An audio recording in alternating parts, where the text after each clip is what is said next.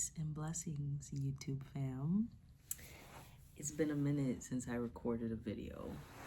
I've honestly been kind of slacking. I'm not gonna lie, I've been slacking, okay? I'm sorry. And I'm apologizing to myself.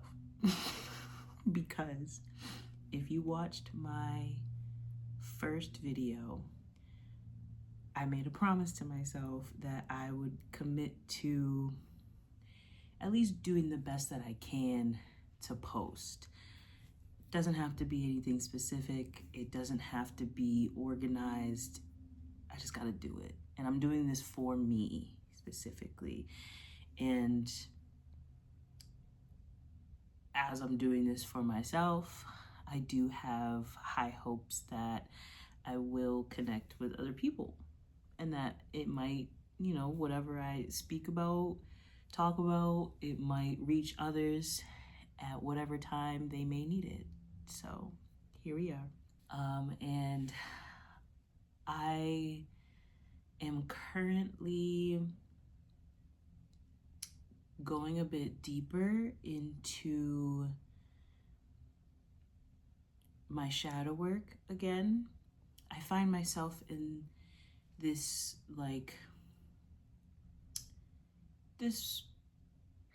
I don't know what's the word I'm looking for? What's the word I'm looking for? What do I want to call it? A process. It's a process. Where, we all know that healing is not linear. Healing is not linear, okay? It's always gonna look different and it's always going to be unique to who we are and what our journey is, right?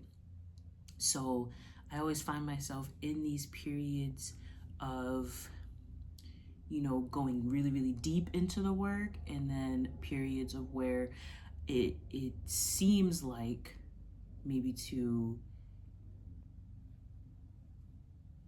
other people that I'm not as deep in it, which is okay, because I definitely don't think it's healthy for me. I don't think it's healthy for me to just be set on certain things that I need to work on and really, really just make that my main focus above all other things. That's just me. That's how my life is.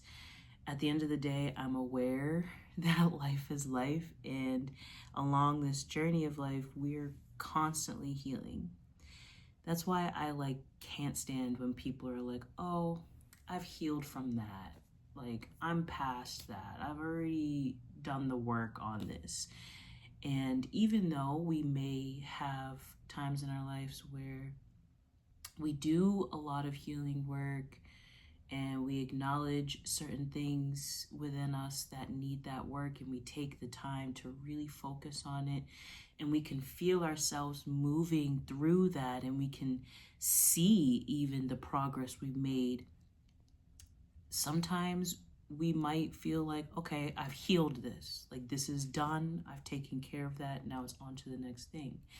But then weeks, months, even years could pass, and that same thing you thought that you healed, that you were done with, might come back up. But the thing about healing is that it's going to look different. It's going to feel different. It's going to show up different because we're different.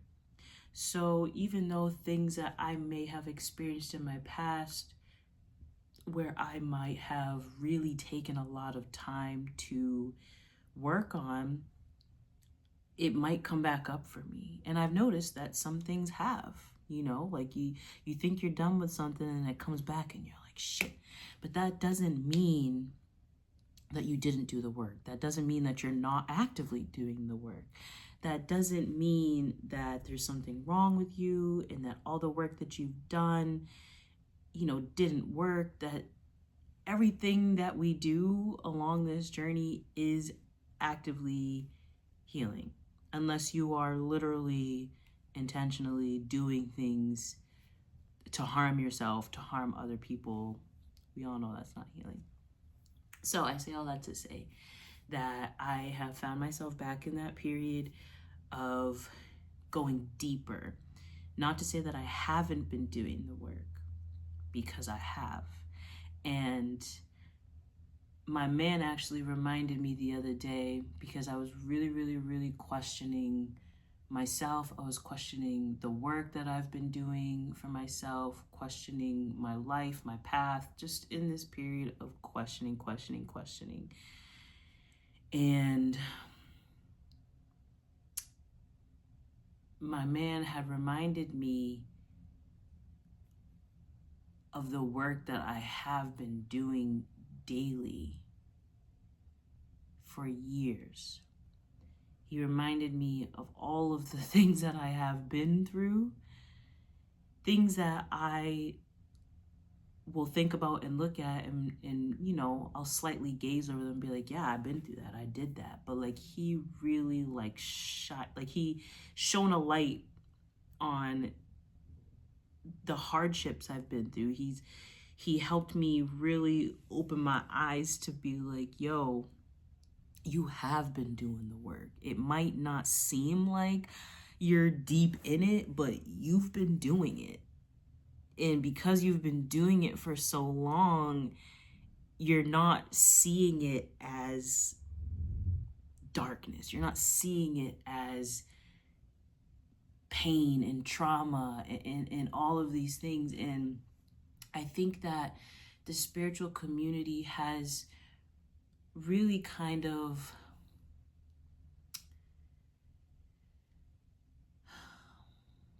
made it seem like when you are doing any type of shadow work, that it has to be scary. It has to feel uncomfortable. It has to look a certain way. It needs to look dark to others. You need to come off of this persona of being, you know, feeling enraged, being angry. And not to say that these are all things that are not a part of the process, because they are.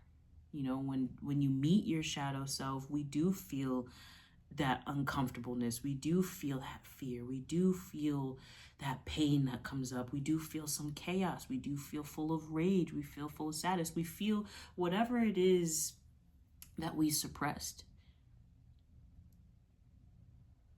But that doesn't mean it needs to look a certain way, especially to other people. So for me, I've been living in this beautiful, beautiful, peaceful state. And I've been noticing that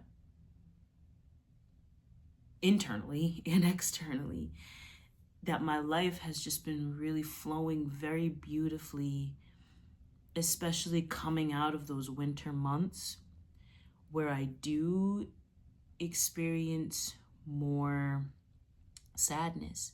In the winter, I experience, you know, going really, really deep into myself and just experiencing and feeling all of my emotions and really trying to sit with them. That's usually what happens naturally for me during the winter months. And over the years, I've learned to work with it instead of just like, you know, playing a victim and being like, oh, woe is me, I feel depressed in the winter time. Like, I understand that during that time, things come up for me and they need my attention more than usual. And when the springtime hits, naturally, I mean, I am a spring baby. It's my birthday in the spring. I'm an Aries. You know what I mean? So naturally, just around this time of year, I feel myself rising from the ashes. I feel myself starting to come out of that darkness. But that doesn't mean that the darkness isn't there. That doesn't mean that I'm not still balancing my dark and my light. It just might not be shown to other people because my light is so prominent during this time, because my light is just so bright. you don't really see the darkness. I still see it though. And the people who are closest to me and are with me daily, which aren't a lot of people, they see me go through those dark periods. But for the most part, no one sees it but me during these times.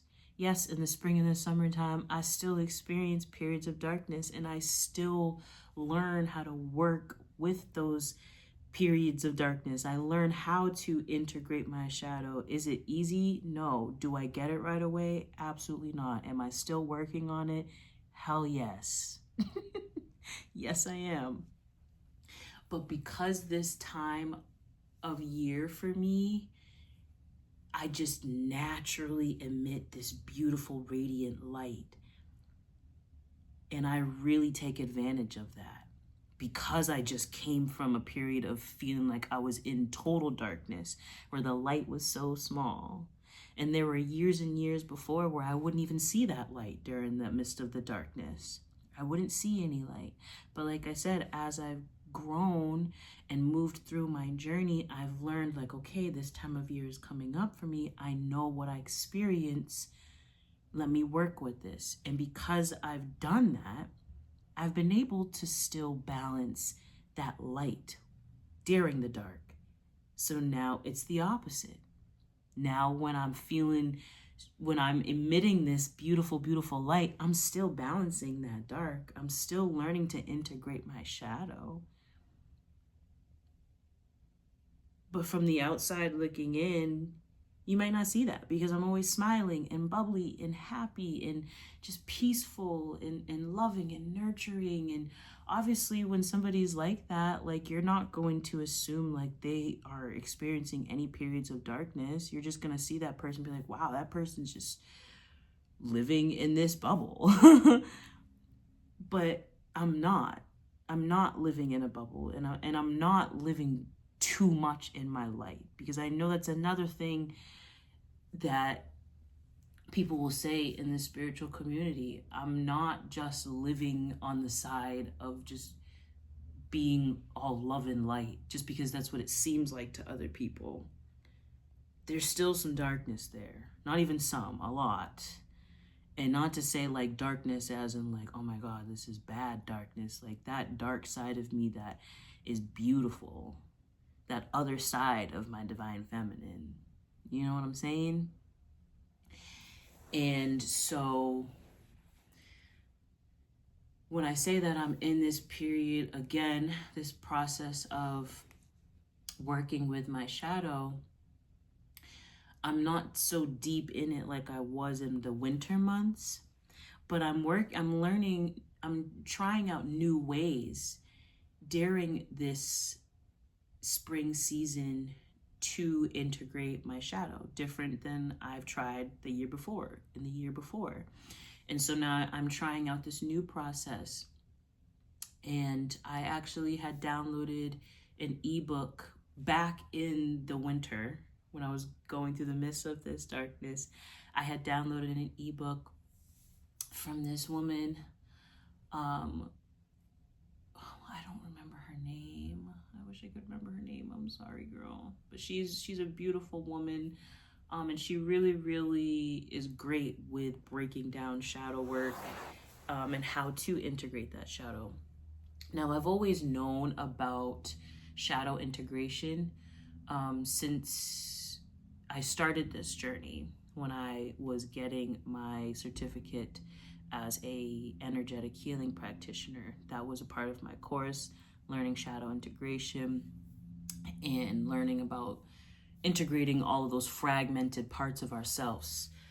But as I've grown throughout my journey, I've learned more about shadow work and, you know, how beautiful it really can be.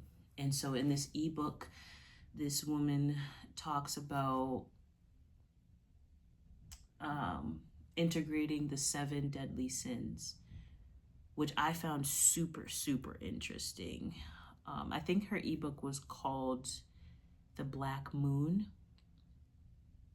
I think it was called The Black Moon. I have to look back at it. But it's great. And I've started out with working with the first one of integrating, I think it's integrating greed and releasing fear. And I had wrote down my biggest fears, and I've realized that one of my biggest fears was humiliation, or is humiliation. And then I started thinking back to all the times that I've felt humiliated in my life. And a lot of those times happened mainly when I was a kid, of course. Makes sense, right? Like there was one time where the first time I could really remember being humiliated like that was, I was probably like 5 or 6. I was at that age where I was just learning to discover my body and my senses. I was learning to be sensual. And I know many other young girls have done this as well, where you're getting used to, how your body feels in certain places. And I got caught doing that. And oh my gosh, my heart sank to my booty. That was crazy, bro. And it was my dad. It was my dad. And obviously I don't want to say obviously because not every person grew up this way, but I was disciplined for that. And my dad still to this day, like at family functions in front of other people, will tell that story and like make it into a joke and like laugh about it. And everybody else is laughing, but like I'm not laughing about that. Why? Because that was a very vulnerable time for me where I was discovering my body. I was learning about myself. I didn't know anything. I was 5 or 6 years old. You know what I'm saying? And I got disciplined for doing something that came naturally to me, something that I felt this urge to do.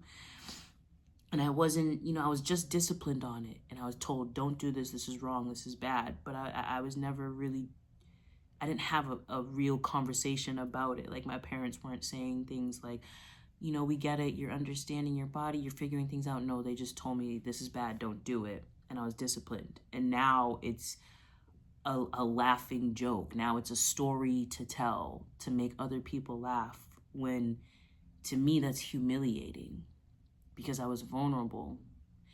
And in that vulnerability, I was also disciplined. And now me being vulnerable and then being disciplined is now a joke to other people. And that was when I was really young. And there's another time after that, years later, or maybe a couple years later, I was having a sleepover with these family friends who I considered cousins at the time because they were so close to my family.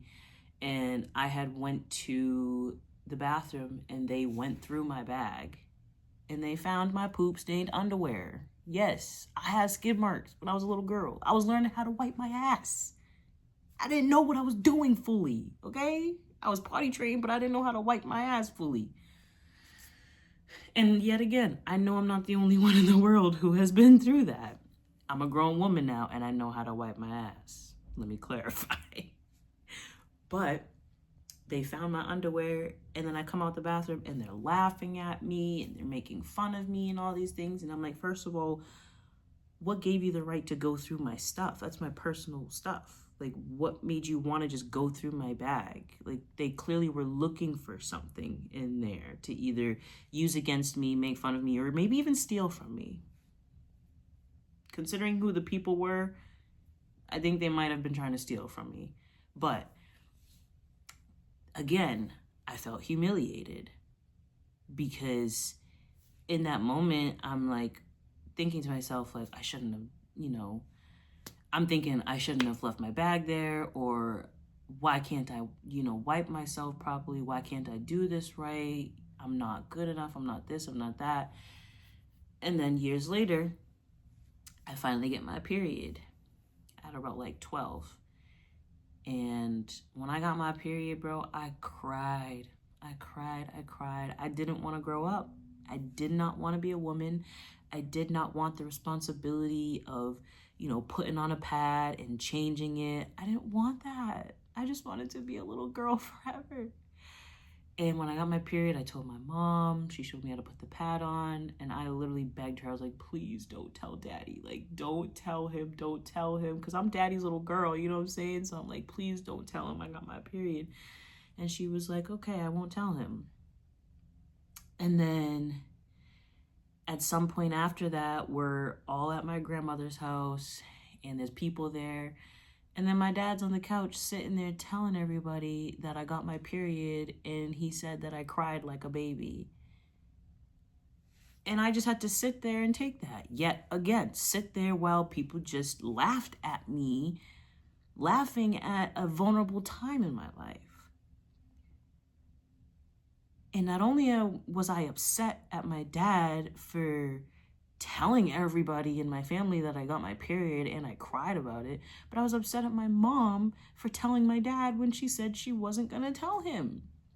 Now, as a parent and as a grown woman now, I understand why she told my dad I got my period. Of course she was going to tell him, but I feel like if she had said to me and been like honest with me in that moment when I got it and I said, please don't tell daddy, if she had been like, I'm gonna tell him because this is something he needs to know too, then maybe I wouldn't have been upset with my mom and just, upset at my dad for telling people. But I was upset with both of them in that moment because now I'm humiliated and now I'm lacking trust in both of you. So those are just a few times in my life where I really, really felt humiliated for just doing things that were natural. One other time I'll mention, I used to go to camp when I was younger, like elementary school age. And I'm in camp and all of the kids that we went to camp with were all kids in the neighborhood. Some that lived outside of the neighborhood, but they had family, whatever. But we all knew each other, right? And I went to the bathroom. I pooped and I peed. Two things that we do naturally, right? This girl came in after me and she comes out and at the top of the stairs, she yells out to everybody in the camp and is like, Jamira just killed two birds with one stone. Like implying that I just pooped and peed at the same time. And everybody's laughing at me and I'm, again, just sitting there taking it all in as everybody laughs at me. I don't defend myself. I don't say anything. I don't do anything. I don't really laugh along. I just sit there.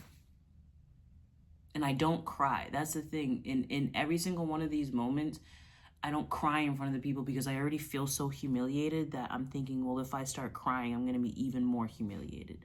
So I just sat there and let those people laugh at me for literally taking a shit and a piss in the bathroom. Something that's natural.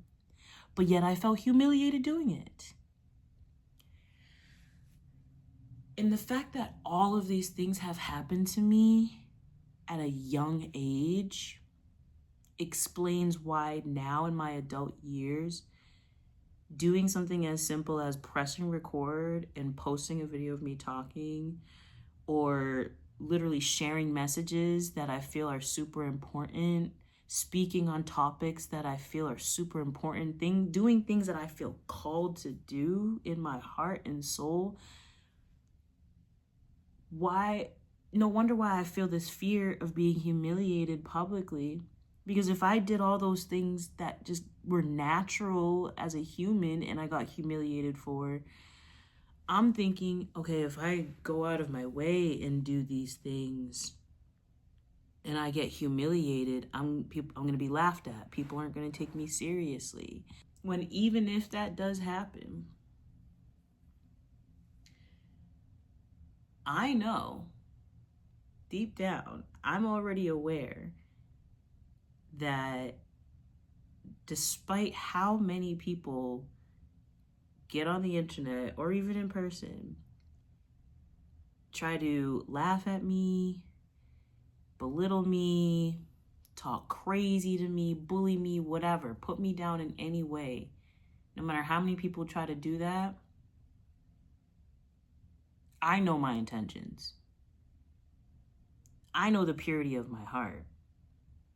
And I know that I'm never doing anything to harm anybody, to hurt anybody, to bring anybody down. Everything that I do in life is either something that's natural as a human or it's natural to my soul, which is always going to be to uplift people, to make people feel good, to bring peace, to bring love, to bring joy, to speak on injustices, to speak on systems that are failing us. So if anybody tries to humiliate me doing any of those things, I should not be taking their word seriously, because it's the source that we need to look at, the source of the words that it's coming from. And a majority of the time, these people have things within themselves that they deeply need to work on. And they clearly see that light within me. They clearly see my intentions and the beauty and the purity within me. And they either want it for themselves or it makes them so uncomfortable to a point where they have to say something to try to bring me down to their level of misery. And it's not going to work anymore. It's not. I would be lying if I said that I was completely over this feeling. I'd be lying. I'd be lying if I said I've healed from this. Because I'm aware that as I go on my journey, this feeling of this fear of being humiliated, it might come up periodically as I evolve, and it's going to look differently every time. Like, for example, I can go into the bathroom and take a shit in the piss, and if somebody goes in there after me, I'm not going to be scared about what they have to say. If somebody goes in and comes out and is like, dang, man, you just pooped in them, I'd be like, yeah, I did, because I just ate some good shit. So I had to release it from my body. I'm a human, and I'm sure you pooped too, right? Sorry if you got to smell it, but not sorry. Like, all those things that I felt humiliated for in the past, I can openly talk about now. But again, that fear stuck with me for so long. And so now it shows up differently in my adult life as I've evolved. So it's something that periodically needs my attention. Does it need my attention every day, all day, every single time I wake up until I go to sleep? No, because then I drive myself crazy. But when I do feel triggered, that's my body, that's my spirit telling me, okay, pay attention to this. And that's what I do. When I get triggered, I work with my triggers. But I don't sit and dwell on things for so long to a point where I'm questioning everything about my life. So, I say all of this to say, 1, never let somebody else outside of yourself tell you what you are and what you aren't doing for your own personal healing. Only you know. Only you. Only you know what this journey looks like and feels like. So if you're feeling peaceful, if you're feeling good, if you're feeling great, and somebody comes along and tells you that you should be doing XYZ or that you're not doing XYZ, don't question yourself. Don't. You can take into consideration what they tell you, especially if it comes from love and pure intentions. But don't question what you're truly feeling, and don't question your journey. And remember what you have been doing and what you are already doing. 2, don't be like me and let motherfuckers clown you during vulnerable times in your life. Speak up for yourself. Always speak up for yourself. Speak up, speak out, speak loud, speak clearly. And don't let motherfuckers play you like you're some little bitch. That's what I be having to tell myself. 3, shadow work doesn't always look messy. Shadow work can be very subtle. It can be loud, but it can be quiet. And it doesn't have to look a certain way to other people. Your shadow work is particular to you. Period. So that's it. That's all. That's all I'm going to say for today. And let this be a reminder that your journey is your journey. And it's a beautiful journey.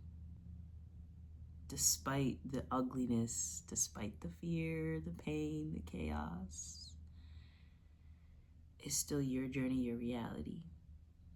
Don't let anybody dictate how that's supposed to look or feel or even sound like to you, especially the internet. Please do not compare your journey to anybody on the internet. Always trust yourself, trust your gut, trust your heart, trust your own mind before you trust somebody else. And if anybody comes along and makes you doubt yourself or makes you confused about yourself, about your journey, take a breath. Think about where this information is coming from. Think about the intentions behind it. And really pay attention to how you feel. That's the biggest part. Pay attention to how you feel. And if you're questioning yourself after what somebody says to you, it might not be a good thing. So, on that note, if you made it this far, thank you for tuning in. Thank you for listening to me rant about being vulnerable and humiliation and shadow work. A whole bunch of things. You never know what I'm going to talk about. But thank you for being on this journey with me, for hearing me out, for seeing me, for listening. I appreciate it a lot. And until next time, peace and blessings.